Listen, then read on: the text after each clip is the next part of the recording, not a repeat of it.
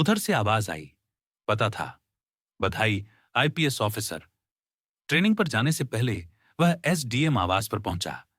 आपने मुझे सिर्फ सपना नहीं लौटाया, जिंदगी लौटाई है। फिर रुका और उतनी ही सच्चाई से बोला, मैंने किताबों से ज्यादा आपको पढ़ा है।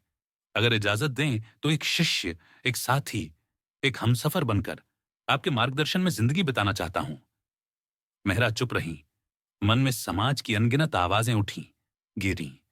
फिर उन्होंने आरव का चेहरा याद किया। आयान की जिम्मेदारी, उसका सहज स्नेह, उसकी स्थिर आंखें जिनमें वासना नहीं, सिर्फ सम्मान और मोहब्बत थी। वो मुस्कुराई। एक शर्त, जिंदगी भर मेरे आदेश मानने होंगे, आईपीएस ऑफिसर। कुछ महीनों बाद उसी नदी किनारे बहुत सादा सा समारोह, दुआएं, गवाह पहाड़ और निकाह। शकीला की आंखों से रोशनी बनकर आंसू बहते रहे। पहली बार आरव ने पुकारा, पापा। और पहलगाम की हवा ने उस शब्द को दूर तक पहुंचाया। अब वे सिर्फ पति पत्नी नहीं थे, एक दूसरे की ताकत थे। एक एसडीएम और एक आईपीएस, जो ड्यूटी और दया दोनों साथ लेकर चलते हैं। उनकी राह बताती है, जब इरादे नेक हों और हौसले बुलंद, तो जुल्म अपनी सीमा पर टूटता है और जिंदगी नया मोड़ चुन लेती है, जहां कानून जेब में नहीं, दिल और फाइल दोनों में रहता है। और जहां एक थप्पड़ की गूंज आखिरकार एक हथकड़ी की खनक में बदल जाती है। इंसाफ की तरफ बारिश थम चुकी थी, मगर पहलगाम की कच्ची बस्ती में टीन की छतों से अब भी पानी टपक रहा था। उसी झोपड़ी के कोने में मिट्टी के चूल्हे पर रोटियां सेंकती शकीला के सामने पहली बार आया खड़ा था। वह दुबला पतला 21 साल का लड़का, अयान। उसके गाल धंस गए थे, आंखों के नीचे नींद टूटने की काली रेखाएं थीं और उसके कपड़ों पर जेल की नमी जैसे चिपकी हुई थी। दरवाजे पर पीली साड़ी में खड़ी महिला ने धुएं में आंखें मिचमिचाईं, फिर नरमी से बोली, घर आ गए हो अय्यान, अब काम बचे हुए सपनों का है। वह महिला कोई और नहीं, जिले की एसडीएम मेहरा शर्मा थी, जिन्हें बस्ती अब तक सिर्फ सेब वाली दीदी के रूप में जानती थी। कुछ घंटे पहले तक यही लड़का जेल की सलाखों के पीछे था। एक झटके में रिहाई? नहीं, ये कोई जादू नहीं था। महीनों से बुनती गई एक योजना थी, जो एक थप्पड़ से शुरू होकर एक हथकड़ी पर खत्म हुई और फिर नए सफर की शुरुआत बनी। कहानी उल्टी धारा से शुरू होती है, उस दिन की दोपहर से, जब पहाड़ों की हवा में गड़गड़ाती बुलेट की आवाज दूर से उठी थी। बाजार के मोड़ पर एक पुराना सा ठेला, उस पर लाल लाल सेब, और ठेले के पीछे सिर पर दुपट्टा कसे एक चेहरे की ठहरी हुई हिम्मत। वही थी मेहरा, भेष बदलकर। उन्होंने खुद अपने हाथों से ठेले के नीचे, पेड़ों की डालों पर और किनारे वाले खोखे की छज्जियों में नन्हे नन्हे कैमरे और माइक्रोफोन गुपचुप लगवाए थे। आज उन्हें रामफल को उसके अधिकारों के साथ, उसके असली चेहरे सहित कैद करना था। आवाजों में, तस्वीरों में, सबूतों में। रामफल उतरा, भारी सांस, लाल आंखें और एक मुस्कान जो किसी की बेबसी पर पलती हो। किराया और 5 किलो सबसे बड़े सेब, मैडम को चटनी बनानी है। मेहरा ने जानबूझकर आवाज कम पाए। आज बोहनी कमजोर रही। किराया माफ कर दीजिए, सेब जितना चाहे ले लीजिए। उसके भीतर का जानवर जागा। गल्ले के नोट जेब में, ये तो ब्याज है, और ठेले पर लात। सेब सड़क की धूल में छितरा गए, कुछ गंदे पानी में बहते चले गए। बस वहीं वह पल आया जब दुपट्टा हट गया। मेहरा सीधी खड़ी हुई, आवाज बिजली की तरह कड़क, बस वर्दी पर कलंक हो तुम। जवाब में फिर एक तमाचा। भीड़ जम गई, मगर साहस गिने चुने कदमों से ही चलता है। रामफल बाल पकड़कर उन्हें घसीटता हुआ थाने की ओर चला। चल, हवालात में ठंडक मिलेगी। और कैमरे उसी वक्त हर हरकत, हर शब्द, सब दर्ज करते रहे।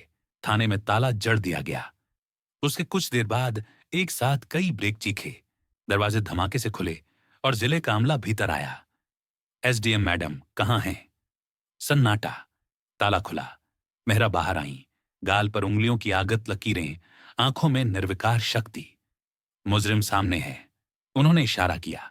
हथकड़ी की खनक पूरे कमरे में गूंजी। रामफल के घुटने जवाब दे गए, मेरे बच्चे। और जवाब आया, जब तुमने बच्चों का दूध छीन लिया, तब किसे याद रखा? उस एक शाम में हमला, भ्रष्टाचार, जबरन वसूली, सब धाराएं जाग उठीं। और यही वह शाम थी जिसने सुबह अयान की रिहाई लिख दी। अब कहानी का पहिया एक और मोड़ पर लौटता है, उस पहले दिन पर जब यह सब शुरू हुआ था। पहलगाम की वादियां, लिद्दर नदी का पुल और एक बच्चा, 6 साल का आरव, जो अपनी मां का हाथ थामे एप्पल के ठेले पर रुक गया था। ठेले के पास बैठी थी शकीला, जिसकी आंखों में जैसे पुरानी बारिश ठहरी हो और आवाज में डर की धुंध। मेहरा ने कीमत पूछी। वह कांप गई। मुझे मत मारना, आज बोहनी नहीं हुई। तभी दूर से वही बुलेट और वही रामफल आया। गल्ला झटक गया, गालियां बिखेर दी, छुआछूत तक उछाल दी।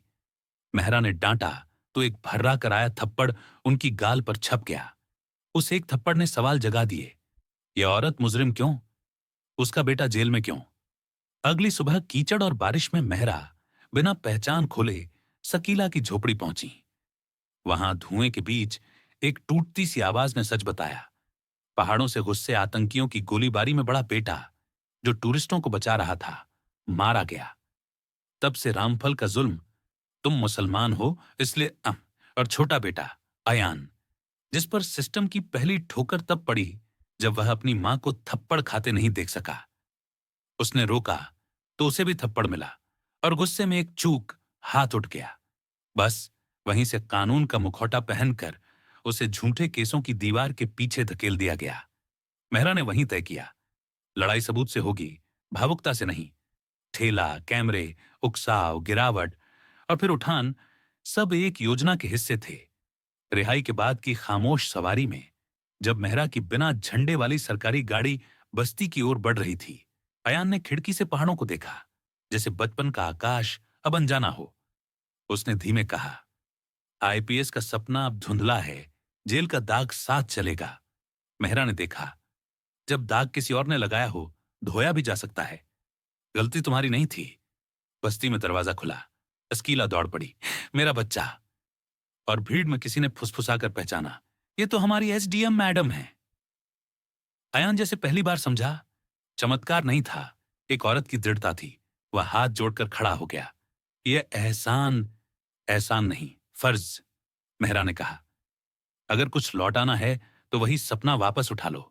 सिस्टम के भीतर जाकर कीड़ों को साफ करना, ताकि किसी और अयान का बचपन न टूटे। इसके बाद की राह आसान न थी।